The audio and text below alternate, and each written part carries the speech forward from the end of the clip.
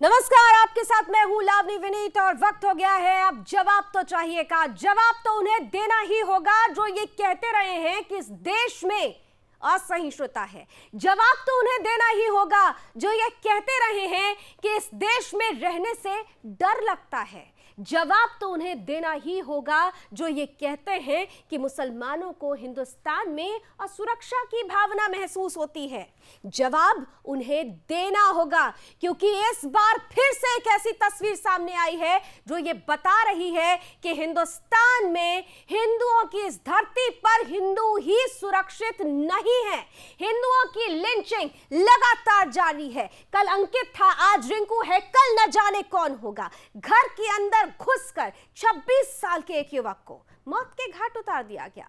घसीटते हुए ले जाते हैं बाहर, माता पिता के सामने मां की चीख, पिता का दर्द नजर नहीं आता है।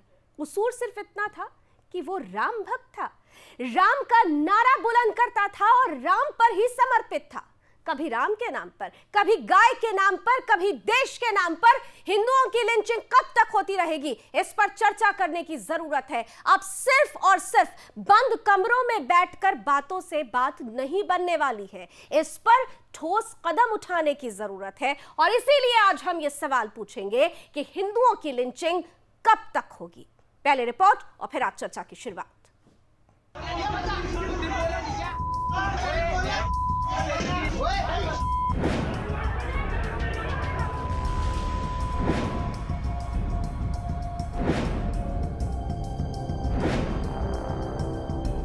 मंगोलपुरी में रहेगा, बचता रहेगा, दबा रहेगा।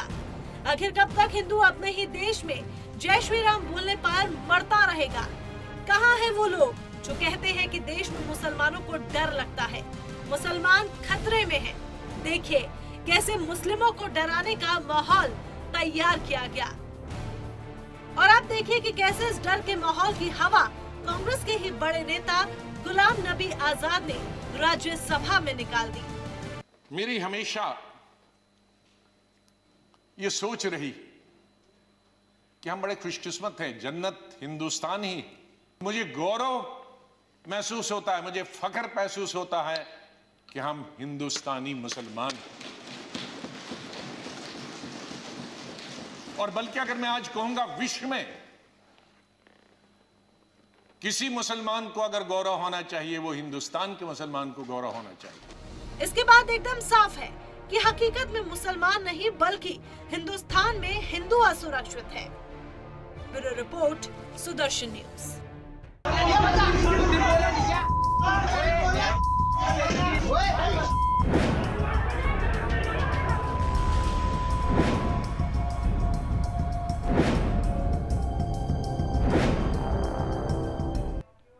वक्त आ गया है जागने का। हर बार हमें इंतजार नहीं करना होगा। हमने पहले भी कहा कि पहले अंकित, पहले तमाम वो ने कश्मीर से लेकर अब मंगोलपुरी तक अगर देख लें, नामों की लंबी फहरिस्त है। इतिहास गवाह रहा है कि हिंदुओं पर अत्याचार होता रहा। आज हम कह रहे हैं, लड़ाई लड़ रहे हैं कि 8 राज्यों में हिंदू अल्पसंख्यक हो गया। अरे साहब, यहाँ तो देश की राजधानी में ही हालात ऐसे हैं कि यहाँ पर नो गो एरियाज बढ़ते जा रहे हैं। हिंदुओं की लिंचिंग आम बात होती जा रही है और इसीलिए हम कह रहे हैं और इसीलिए हम पूछ रहे हैं कि हिंदुओं की लिंचिंग कब तक होती रहेगी। 3 खास मेहमान मेरे साथ इस वक्त जुड़ चुके हैं। मैं स्वागत करना चाहूंगी, विश्व हिंदू परिषद के राष्ट्रीय प्रवक्ता विनोद बंसल साहब जुड़ चुके हैं, बहुत स्वागत। साथ ही साथ हमारे साथ कांग्रेस का पक्ष रखने के लिए जुड़ चुके हैं अनुज आत्रे जी। अनुज जी, आपका भी बहुत स्वागत। और जानी मानी सोशल एक्टिविस्ट ऋतु राठौर भी इस पैनल का हिस्सा है। ऋतु जी, आपका भी बहुत बहुत स्वागत। मैं विनोद जी आपके साथ शुरू करना चाहती हूँ। आज एक लंबी चौड़ी फेहरिस्त लेकर यहाँ पर खड़ी हूँ मैं। मुझे लग रहा है कि शायद विनोद जी तक हमारी आवाज अभी नहीं पहुंच रही। ऋतु जी, आपके पास आ रही हूँ। एक लंबी चौड़ी फेहरिस्त के साथ आज मैं यहाँ पर मौजूद हूँ। कल हमने रिंकू शर्मा पर जिस तरह से अटैक हुआ, राम के नाम पर सजाए मौत उस बच्चे को दे दी गई, इस मुद्दे को हमने अकेले उठाया और उसके बाद आज देखिए किस तरह से जन आक्रोश पूरे देश में दिखाई दे रहा है। लेकिन ये वो फेहरिस्त है जो बताती है कि बीते 20 सालों में हिंदुओं की लिंचिंग आम बात हो चुकी है। जब तक कहते हैं ना आवाज बुलंद नहीं होती, कोई बाहर नहीं आता। आज रिंकू शर्मा गया है, कल फिर कोई और होगा, उसके आगे फिर कोई और होगा। हिंदुओं की लिंचिंग कब तक होती रहेगी और कब तक ये फेहरिस्त हाथों में बस यूं ही आती जाती रहेगी? ऋतु,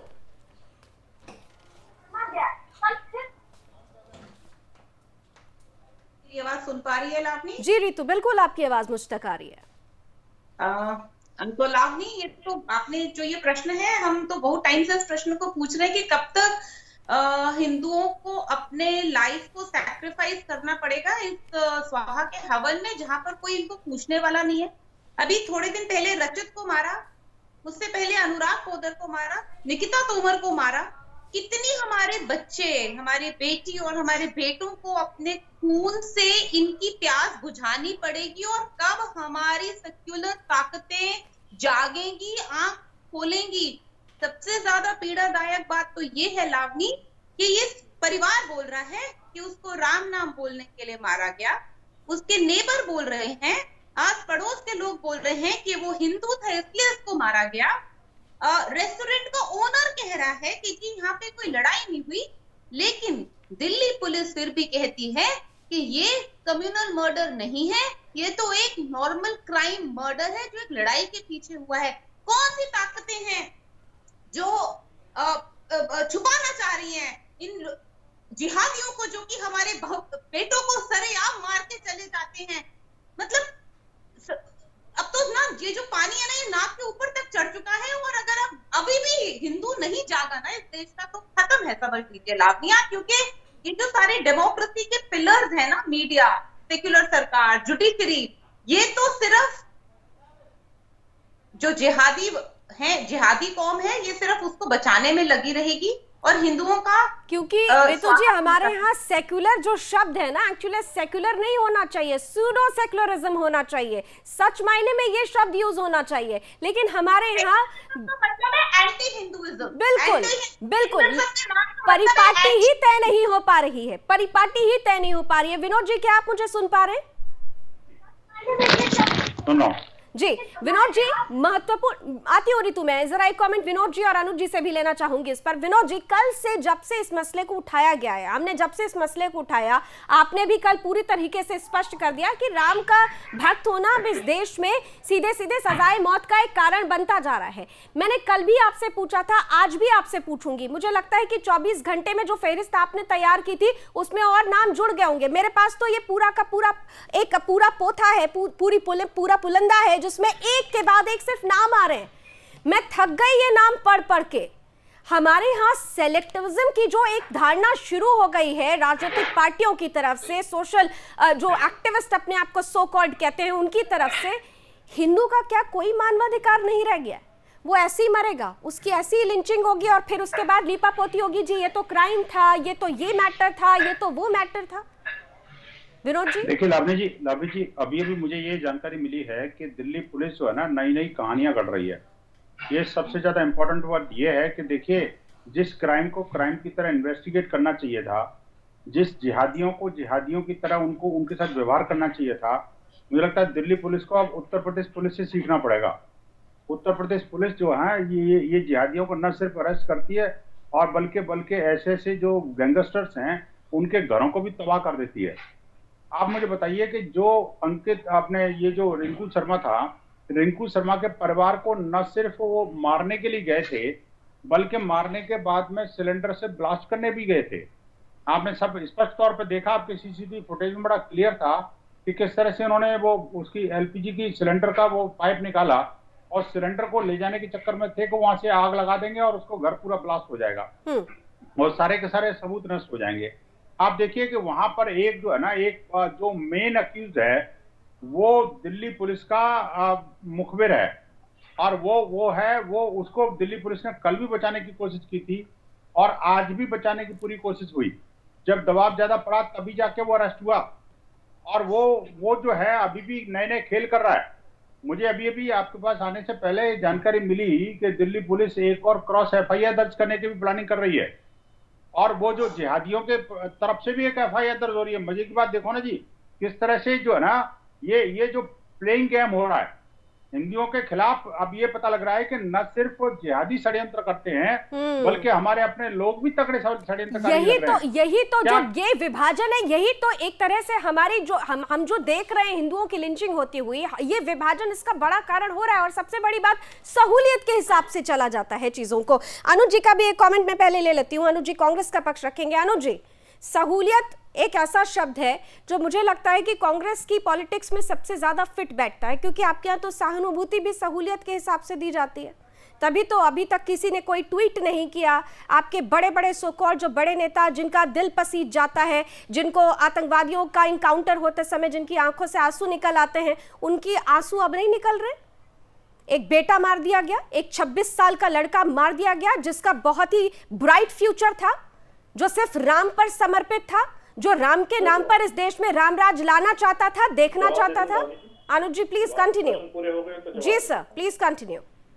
देखिए, मुझे लगता है कि ये जो इतने दर्दनाक ये कांड हुआ है, एक युवा लड़के की एक निर्ममता से हत्या हुई, और हत्या भी जो है भारतीय जनता पार्टी के शासन में, और भारतीय जनता पार्टी जो सीधा गृह मंत्रालय और अमित शाह जी के अधीन काम कर रही है, उनके शासनकाल में जो है इस तरह से हत्या हुई है। तो उसके लिए मुझे लगता है कि कहीं न कहीं सरकार को आगे बढ़ के जवाब देना चाहिए।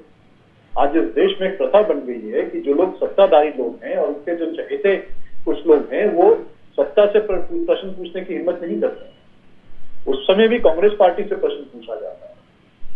अरे देश में क्यों ऐसा माहौल बन रहा है लालजी जी? ये इस बात पे चिंता करने की बात है कि आखिर क्यों ये दिन दहाड़े हत्याएं हो रही है। हिंदुओं की हत्याएं मुसलमान कर रहे हैं, मुसलमानों की हत्याएं हिंदू कर रहे हैं। कि कौन से ये भारत की हम कल्पना कर रहे थे? ये कौन सा न्यू इंडिया का सपना देखने का हमारे को 2014 2019 में वायदा किया गया था इस देश में? मुझे लगता है ये जो स्वर्गीय रिकू शर्मा जी की जो हत्या हुई है, दिल्ली पुलिस को त्वरित अपना काम करना चाहिए। अभी हमारे मंसूर साहब ने बोला दिल्ली पुलिस के ऊपर प्रश्न चिन्ह उठाया है। निश्चित तौर पे हम भी प्रश्न चिन्ह उठाते हैं कि ये दिल्ली पुलिस की नाकामयाबी है। क्यों नहीं ऐसा देश की राजधानी में इस तरह से माहौल हो रहा है कि लोगों को डर नहीं है, दिन दहाड़े चाकू मार करके और निर्ममता से मारा जा रहा है। अनुज जी 50 सेकेंड्स मैंने अनइंटरप्टेड आपको सुना है। आपकी जो बातें थी उसमें 3 सवाल मुझे बताइएगा। आपने पहले ही कह दिया कि आपने बीजेपी से सवाल नहीं पूछा, तो आपकी जानकारी के लिए बता दें कि सबसे पहले हमने सरकार से सवाल पूछा। मेरा जो महत्वपूर्ण सवाल था कि सहूलियत के हिसाब से आप लोग सहानुभूति तय करते हैं, क्योंकि आप लोगों की तरफ से, कांग्रेस की तरफ से विपक्ष को आप कहते हैं ना विपक्ष मजबूत होना चाहिए, तो मजबूती तो आपने दिखाई नहीं। जनता के साथ आप नहीं खड़े, रिंकू शर्मा के परिवार के साथ आप नहीं खड़े, कोई ट्वीट नहीं आया, कोई रिस्पॉन्स नहीं आया। लेकिन रिंकू की जगह अगर रिजवान होता तो अब तक तो शायद प्रियंका गांधी भी पहुंच गई होती, राहुल गांधी भी पहुंच गए होता, और माफी के साथ कहती हूँ सोनिया गांधी जी की आंखों में आंसू भी आ गया होता, क्योंकि वो रिंकू है, रिंकू की जगह रिजवान नहीं है। It was my question. Lavni ji, ये आपकी सोच हो सकती है। नहीं, मेरी सोच नहीं है, जो देखा मैंने उसके आधार पर आपसे पूछा। क्या कोई एक ट्वीट आप बता सकते हैं अनुज जी, कांग्रेस के किसी भी एक नेता की तरफ से ये आया हो कि सहानुभूति रखते हैं परिवार से? और जवाब नहीं लेना है, बताइए सर, बताइए सर। सर मुझे सिर्फ एक ट्वीट बता दीजिए अनुज जी, एक ट्वीट बताइए मुझे ये जाना छोड़ दीजिए, एक ट्वीट बताइए। मुझे उत्तर देने दीजिए लावनी जी, तभी तो बताऊंगा। जी अनुज जी बोलिए। क्या इस देश में लॉ एंड ऑर्डर किसी विपक्षी नेताओं के ट्वीट? ओ कम ऑन सर, आप बार-बार पॉलिटिकल बातें कर रहे हैं, आप मेरे सवाल का जवाब नहीं दे रहे। आपसे मैं पूछ रही हूं कि क्या कांग्रेस की तरफ से कोई भी ट्वीट आया? मैं जाने की बात छोड़ दीजिए, जाने की बात छोड़ दीजिए सर। आप बीजेपी पर क्वेश्चन कर रहे हैं, आप बीजेपी पर क्वेश्चन कर रहे हैं सर, लेकिन मेरे सवाल का जवाब नहीं दे रहे। सवाल का जवाब सवाल नहीं होता सर। अच्छा नहीं लगेगा बीजेपी पे प्रश्न दागना, इसलिए बिल्कुल नहीं सर, मैं कोई बीजेपी की स्पोक पर्सन नहीं हूँ। जो मैं बोलूंगा वो आपको सूट नहीं करेगा। ठीक है सर, एक ट्वीट जो यहाँ पे पैनलिस्ट बैठे उनको सूट नहीं करेगा, उनको जवाब देना भारी पड़ जाएगा। आप मुझसे सवाल पूछते हैं कि उन्होंने ट्वीट नहीं किया। अरे ये पूछिए कि ये क्यों हो गया? हम लोग तो निश्चित तौर पे निंदा कर रहे हैं। सारे हमारे कांग्रेस के दिल्ली के जो लीडर्स वहां जाकर के उनके जो है दुख जता चुके हैं, उनके साथ खड़े होकर के आए हैं वहां पर। कौन गया?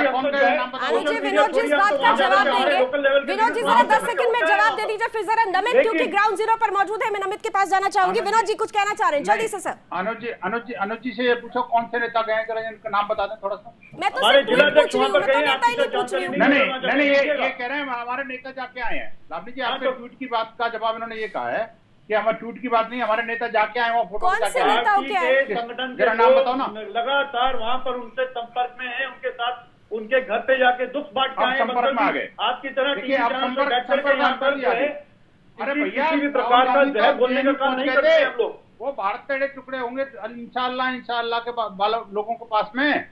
वो जो देखिए, आपके पास कर रहे थे, विफलताओं को उनके छुपाने पास के उनको लिए टुकड़े करने वाले के पास तो ये नहीं पहुंच गए कि वो बातें मत कीजिए। देखिए, ये जो अफसोस की बात बात है, कीजिए, ये जो अफसोस आपका की बात बात है चल रही है, आप कि बताएं, इधर उधर की बताते बात रहते हैं, कांग्रेस की दिल्ली तरफ से में की जा रही है, लेकिन अनुज जी इस आपने तरह उस से सवाल का जवाब नहीं निर्ममता दिया से जो हत्या हो मैं रही आपसे है। पूछ रही थी। नमित मेरे साथ तो इस वक्त सोचिए ग्राउंड क्या जीरो से हालत जुड़े होगा पूरे देश ठीक है, आप लोगों के पास आती हूँ, जरा नमित के पास जाना चाहती हूँ। ग्राउंड जीरो पर नमित मौजूद है। नमित, आक्रोश है, रोष है, कैंडल मार्च थोड़ी देर पहले लोगों ने निकाला, जस्टिस फॉर रिंकू शर्मा इसे लेकर हर जगह आवाज उठ रही है, लेकिन सवाल ये है कि सिर्फ इस बार भी ऐसा ही होगा कि justice for hashtag justice for Rinku Sharma होगा, कुछ दिनों तक ये बातें चलेगी, उसके बाद फिर खत्म, फिर एक हिंदू की मॉब लिंचिंग होगी, फिर आवाज उठेगी, फिर खत्म?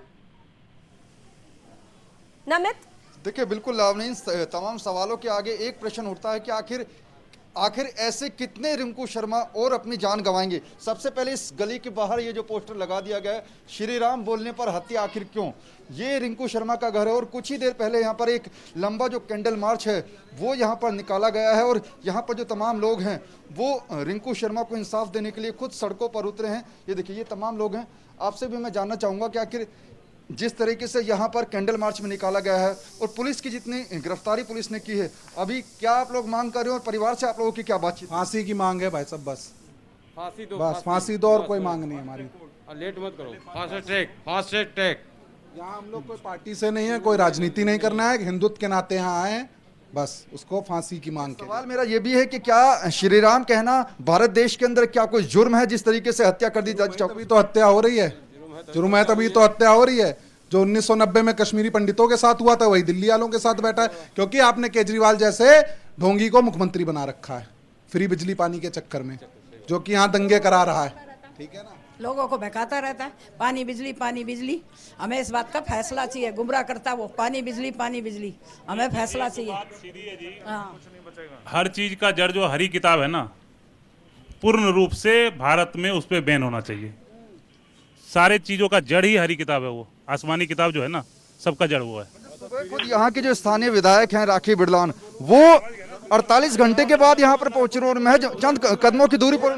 देखिए, 48 घंटे के बाद आती हैं, क्योंकि मारने वाले उन्हीं के पार्टी के हैं ना भाई, मारने वाले भी आम आदमी पार्टी के हैं, तो अपने विरोध करने थोड़ा आएंगी वो राखी बिरला, जो भी यहाँ की विधायक हैं। ठीक है, तो सहानुभूति देने आ गई। सुबह हम लोग केजरीवाल जी के बंगले के पास गए मांग करने के लिए, प्रदर्शन करने, तो 900 पुलिस वाले उन्होंने वहां तैनात कर दिए और हमारे ऊपर लाठियां चलाई गई हैं और हमें बसों में भरा गया। नमित, क्या कांग्रेस से कोई पहुंचा है केजरीवाल वहां जी का पर? जुलूम है जो नमित, जरा लोगों से पूछ लीजिए, क्योंकि पहली बार हमारे नहीं है, ये तो पैनल में दूसरा मेहमान है, कह रहे हैं कि दूसरा है। कांग्रेस से भी लोग मेरी पहुंच नॉलेज रहे में हैं, दूसरा वहां मामला है पहुंच कि रहे हैं, कांग्रेसियों को भी जब बहुत तक हिंदू एक सहानुभूति नहीं है। होगा, नमित, तब जरा तक पूछिए हत्याएं तो। होती रहेंगी। ये सबक है कि कल को फोटो फ्रेम में आपकी फोटो ना आए, इसके लिए हिंदुओं को एक होना बहुत। क्या कांग्रेस पार्टी की तरफ से परिवार वालों को दिलासा देने के लिए कोई पार्टी नहीं? अभी इखलाक मर गया, दादरी के अंदर इखलाक मर गया, तो केजरीवाल वहां जाते हैं दादरी के अंदर, 2 करोड़ रुपए दे के आते हैं, और यहाँ पे उनकी दिल्ली में हिंदुओं की हत्या हो रही है, तो केजरीवाल हम लोगों से मिलने 100 मीटर की दूरी पे भी अपने बंगले से बाहर यही गया, सच है नमित, अपनी पुलिस बुला के हम लोगों के ऊपर लाठीचार्ज ठीक है, ये सच है, ये सच है। हमारे तीनों मेहमान जुड़े हुए थे और तीनों मेहमानों ने ये आवाजें सुनी होंगी। ग्राउंड जीरो पर मेरे सहयोगी नमित वहां मौजूद हैं और वहां के जो लोग हैं वो बता रहे हैं कि कौन पहुंचा कौन नहीं पहुंचा। सवाल ये उठता है कि सहूलियत की राजनीति में हिंदू कब तक ऐसे मरता रहेगा और कब तक हम आउट ऑफ द बॉक्स जाके चीजों को नहीं उठाएंगे, जो सीधे तौर पर ये कह रही हैं कि इस देश में, हिंदुस्तान में अभी तो सिर्फ 8 राज्य हैं जहां पर हिंदू अल्पसंख्यक हुआ है, बाकी राज्यों में भी स्थिति यही बन रही है। देश की राजधानी का क्या हाल है जहां पर राम नाम पर सजाए मौत मिलती है, तो सोचिए और जगहों का हाल किस कदर बद से बदतर होता जा रहा है। क्या जागने की जरूरत नहीं है? एक छोटा सा ब्रेक, चर्चा जारी है।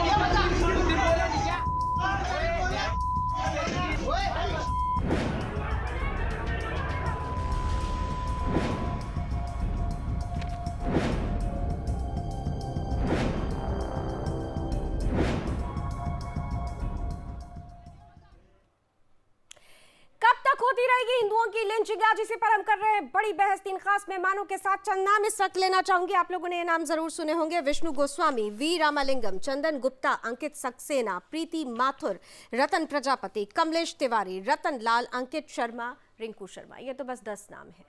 ऐसे न जाने कितने नाम हैं जिनकी खुलकर लिंचिंग हुई, लेकिन आवाज बुलंद नहीं होती है, क्योंकि ये हिंदू थे, क्योंकि ये आवाज उठा रहे थे गौ माता के लिए, क्योंकि ये आवाज उठा रहे थे राम के नाम पर, क्योंकि ये आवाज उठा रहे थे वंदे मातरम के लिए, क्योंकि ये आवाज उठा रहे थे देश के लिए। लेकिन यहाँ तो देखिए किस तरह से हिंदुओं की लिंचिंग होती है, लेकिन सब शांत हो जाते हैं, क्योंकि यहाँ सहूलियत देखी जाती है। यहाँ पर सेलेक्ट किया जाता है कि कौन फायदेमंद है और कौन ना फायदा देने वाला है।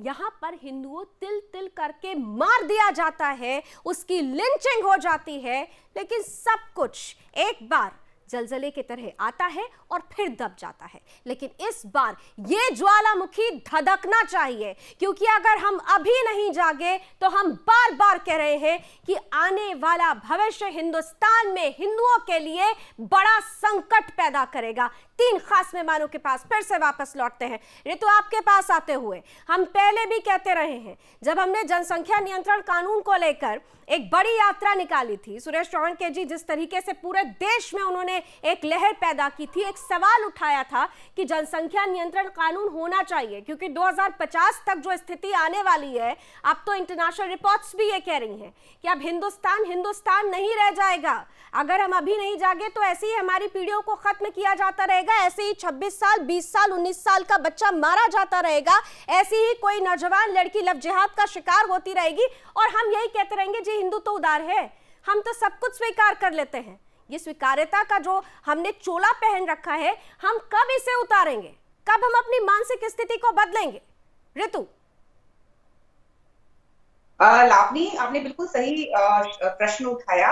ये जो डेमोग्राफिक वॉर है, डेमोग्राफिक का मतलब जहां पे हम पॉपुलेशन की अगर बात करें, तो मैं एक एनालिस्ट के साथ बैठी हुई थी और उसने मुझे 2011 के जो सेंसस है उसके आंकड़े दिखाए, और उसने ना पूरी भारत की जो नक्शा है, मैप है, उस पे प्लॉटिंग करके मुझे दिखाया कि देखिए किस तरह से डेमोग्राफिक कोलैप्स हो रहा है हिंदुओं का। तो कश्मीर तो हम जानते हैं कि बिल्कुल जा चुका है हमारे हाथ से, now Muslim majority state. Kerala भी हिंदू माइनॉरिटी हो गया है, तो ऊपर नीचे से भारत गया।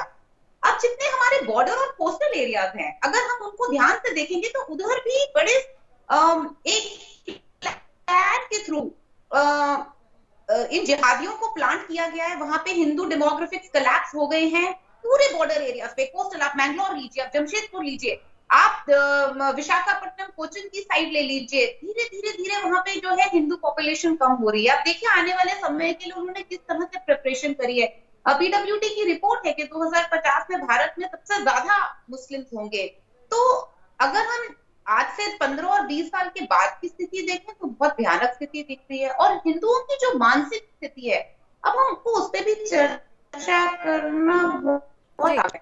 अगर अभी हम रिंकू शर्मा की बात लें, तो अगर हम इसकी स्टोरी देखें कि अगस्त महीने में जब राम मंदिर की मूवमेंट शुरू हुई, तब पहला अटैक उसके ऊपर तब किया गया था, लेकिन उसके बावजूद भी इनमें से जो मोहम्मद इस्लाम, एक कातिल जिन्होंने इनको मारा है, उनकी पत्नी के लिए इन्होंने खून दिया, एक बार नहीं 2 बार रिंकू ने।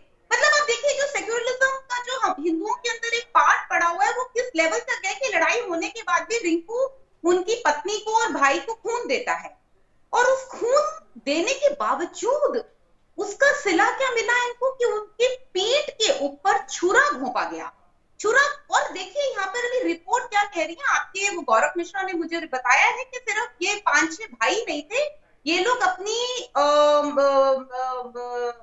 औरतों को भी लेकर वहां पर पहुंचे हुए थे। वो वीडियो फुटेज है, वो एक्सक्लूसिव वीडियो फुटेज हम बार बार दिखा भी रहे हैं। यहाँ पर सबसे बड़ा सवाल अनुज जी ये उठता है कि रिंकू शर्मा, ये नौजवान राम मंदिर के लिए जो समर्पण अभियान चल रहा है उससे भी जुड़ा हुआ था, राम भक्त था, बड़ा राम भक्त था, लैब टेक्नीशियन था, उसके बाकी समय में जो भी वक्त मिलता था वो राम नाम जपता था। मुझे याद है कि आपकी ही बड़े नेता कांतिलाल भूरिया, उन्होंने कहा था कि जी चंदा इकट्ठा करते हैं और शाम को शराब पी लेते हैं। रिंकू शर्मा को देखा है उन्होंने, या आप लोगों ने रिंकू शर्मा के बारे में पढ़ा लिखा जाना? आप लोगों ने तो बस एक पॉलिटिकल स्टेटमेंट दे दिया था उस वक्त। बहुत सारे ऐसे लीडर्स, आपकी पार्टी नहीं और बाकी लोग भी, चंदा जी भी कह रहे थे ना, आज मौन साधे बैठे हुए हैं, आज आप भी मौन साधे बैठे हैं। रिंकू शर्मा एक ऐसा लड़का जो भगवान पे समर्पित था, भगवान की मंदिर के लिए निधि समर्पण का एक बड़ा हिस्सा था। वो शराब नहीं पीता था, वो शराबी नहीं था, वो रात के समय लैब टेक्नीशियन था, वो काम करता था, इकलौता भरण पोषण करने वाला बच्चा अपने माता पिता अपने परिवार का। अनुज जी अगर आप ना टोके बीच में तो बोलिए सर। हाँ, धन्यवाद। देखिए, बिल्कुल निश्चित तौर पे हम भी ये मांग करते हैं, मैं व्यक्तिगत तौर पे भी और कांग्रेस पार्टी की तरफ से भी ये मांग करता हूँ कि जो भी रिंकू शर्मा के हत्याकांड में लिप्त हैं, 500 लोग पकड़े गए हैं और भी जो भी इसमें षड्यंत्र हुआ है या उसकी निर्ममता से हत्या की गई है, कठोर से कठोर सजा दिल्ली पुलिस दिलवाए। भारतीय जनता पार्टी की सरकार सुनिश्चित करे कि उनको कठोरतम सजा मिले। लेकिन अभी उससे पहले बंसल साहब ने भी दिल्ली पुलिस के ऊपर प्रश्न चिन्ह उठाया था और सब लोग प्रश्न चिन्ह उठा रहे हैं कि दिल्ली पुलिस कहीं ना कहीं जो मुख्य आरोपी है उनको बचाने का प्रयास कर रहा है कि वो कहीं ना कहीं इनका मुखबिर था। जो मुख्य आरोपी है ये वही दिल्ली पुलिस है जो इसको बताते हैं कि ये हत्या जो है राम मंदिर के चंदा मांगने के नाम पर नहीं हुई, इनकी जो है कहीं ना कहीं राइवलरी चल रही थी, दुश्मनी चल रही थी बिजनेस के नाम पर। ये वही दिल्ली पुलिस है जो इसको हत्या को लोग कहते हैं कि वहां पर आप जैसे लोग बताते हैं कि जो ये मंदिर के पीछे इनका झगड़ा हुआ आपस में, लिंचिंग हुई, लेकिन पुलिस कहती है लिंचिंग नहीं हुई, इनकी कुछ और कहानी पेश करती है। दिल्ली पुलिस ये बता रहे हैं कि अभी बंसल जी ने ही सारी जानकारियां दी आपके चैनल पे कि उनके परिवार के खिलाफ भी कोई क्रॉस एफआईआर करनी है। तो प्रश्न ये उठता है कि ये पुलिस है किसकी? दिल्ली पुलिस किसके अधीन है? ये तो मोदी साहब और अमित शाह जी के अधीन है ना दिल्ली पुलिस। तो आखिर क्यों दिल्ली पुलिस जो है, अगर ये भारतीय जनता पार्टी के शासन में जो बात की जा रही है कि हिंदुओं के खिलाफ चल रही है, तो इससे तो स्पष्ट हो गया कि जैसा कि बार बार कहा जा रहा है कि 2014 के बाद से इस देश में हिंदुत्व खतरे में आ गया, हिंदू खतरे में आ गए। तो जब ये सरकार ऐसी बैठी है जो कहती है कि अब हिंदू के जो है रखवाले हैं और हिंदुत्व के नाम पर हम लोग जीत के आए, तो इनके शासन काल में क्यों हिंदू खतरे में हो रहे हैं? क्यों हिंदुओं के ऊपर जो हमले बढ़ रहे हैं? अनुज जी, ये जवाब लावनी जी, इसका मतलब ये स्पष्ट है कि 2014 से पहले हिंदुओं पे खतरा नहीं था। अनुज जी, आपने सरकार से खूब सवाल पूछ लिया, आपने सरकार से खूब सवाल पूछ लिया, आपने दिल्ली पुलिस से खूब सवाल पूछ लिया, आपने कड़ी से कड़ी सजा देने की मांग उठा ली, ये सब कुछ हमने सुन लिया, ये सब सुन लिया। अनुज जी हो गया, आप 5 सेकंड में मेरा सवाल सुनिए सर। नहीं सर, अब आप 5 सेकंड में मेरी सवाल सुनिए। 1 मिनट आपने पूरा सरकार को कोसा, दिल्ली पुलिस को कोसा, आपने सजा की मांग कर ली, सब कुछ करिए, लेकिन एक महत्वपूर्ण काम कांग्रेस का कोई भी नेता क्या इस परिवार से मिलने के लिए पहुंचा? मेरा ये सवाल अब भी वही का वही बना हुआ है।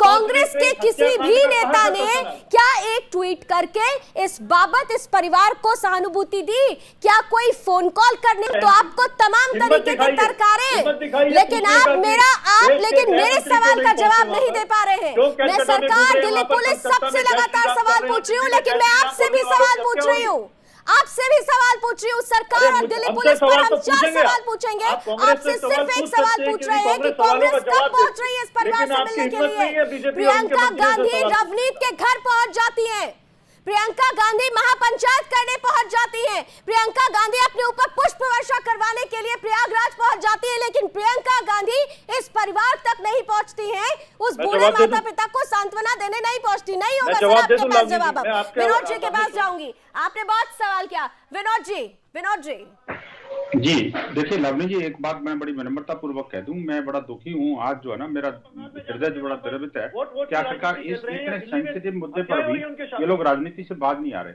बड़ा विचित्र स्थिति है कि आपकी डिबेट में कोई बीजेपी का कोई प्रवक्ता नहीं है यहाँ पर, उसके बावजूद बीजेपी से बार-बार सवाल पूछ रहे हैं। उसके बावजूद बीजेपी अरे मारो गोली बीजेपी को यार। हम कहते हैं कि वो जो उन्होंने बोला कि गोली मारो सालों को, मैं कहता हूँ आप भी बोलो, कोई दिक्कत नहीं है मैं, लेकिन भैया कम से कम सच को सच कहना तो सीखो। आप पॉलिटिकल रिवैलिटी कुछ भी हो आप करिए, अनुज जी आप कांग्रेस को गोली मारो, बीजेपी को गोली मारो, हमें कोई फर्क नहीं पड़ता, लेकिन कम से कम यार 2 शब्द उस बेवा माँ के लिए तो बोल दो यार। कम से कम वो दो नहीं- शब्द उस पिता अरे के लिए तो विनोद जी, बोलो। मैं इतनी देर से कम क्या कम- बोल रहा हूँ आपके अनुज जी, सामने? अनुज जी मेरी बात सुनिए, पहले बात सुनिए। ये मैंने बताइए आपकी मैं बात को कितना बड़े बोल रहा हूँ कि ध्यान हमें से बिल्कुल दुख है बड़े और हम धीरे से चाहते हैं सुना भाई उसको साहब, जरा मेरी सख्त बात सजा को मिले सुन लो। उनको।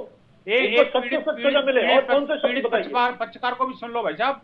मैं कहता हूँ ठीक है कि आप नहीं पहुंच सकते, नहीं, आप मुझे कहाँ पता से है, पीड़ित हो गए? मर्यादा है। आप कैसे आप पीड़ित हो गए ट्वीट बताइए? नहीं कर सकते, ये आप मुझे कहाँ पता से है, ये अपने आपको आप को जिस मर्यादा देश है। का हिंदू ये पीड़ित आपकी हो रहा है, मजबूरी किस है। एंगल से आप इस पीड़ित हो देश गए का बताइए? हिंदू पीड़ित है, इसी बात को तो स्वीकारने की ये तो जरूरत आप है। अकेले आप अगर हिंदू ये हैं, मैं बात भी तो नहीं हिंदू हूँ, स्वीकार लालजी रहे जी। हैं तो मुझसे ये बड़े बहुत हिंदू बड़ी हैं क्या गलती आप कर रहे लोग? हैं। मेरे पास समय की अरे आप लोग बाध्यता मुझसे बड़े हिंदू है, हैं मेरे क्या? मैं पास हिंदू समय नहीं की हूँ। बाध्यता है आज। और आपसे हिंदू ज्यादा और बड़ा हिंदू हूँ हिंदुत्व, मैं। हिंदू और हिंदुत्व की बात तो बड़ी जोरदार तरीके से होती है। झंडा बरदारी करने के लिए तो अब तमाम पार्टियां भी आ रही हैं क्योंकि उनको राजनीति सेटल करनी है। लेकिन यहां पर जब हिंदू मारा जाता है तो सहूलियत की राजनीति भी होती है। हिंदुओं की लिंचिंग पर जिस तरीके की प्रतिक्रियाएं आनी चाहिए वो प्रतिक्रिया नहीं आती है, और इसके लिए अकेले एक पार्टी नहीं, सारी की सारी पार्टियां रिस्पॉन्सिबल हैं। इसलिए हमें समेकित रूप से संगठित होकर इस लड़ाई को लड़ना है, क्योंकि हम हमेशा कहते रहे हैं जब जब हिंदू बटा है तब तब देश भी बटा है, और जब जब हिंदू घटा है तब तब भी देश बटा है। इसलिए जागने की जरूरत है। बहुत बहुत शुक्रिया आप सभी का, आपने आज की चर्चा में हिस्सा लिया, और उम्मीद करते हैं कि इस चर्चा के बाद जो अभी तक सोए हुए हैं वो जरूर जागेंगे। और हिंदुओं की लिंचिंग कब तक, इस सवाल का जवाब भी जल्द ही हमारे बीच होगा। आज के लिए बस इतना ही। जय हिंद।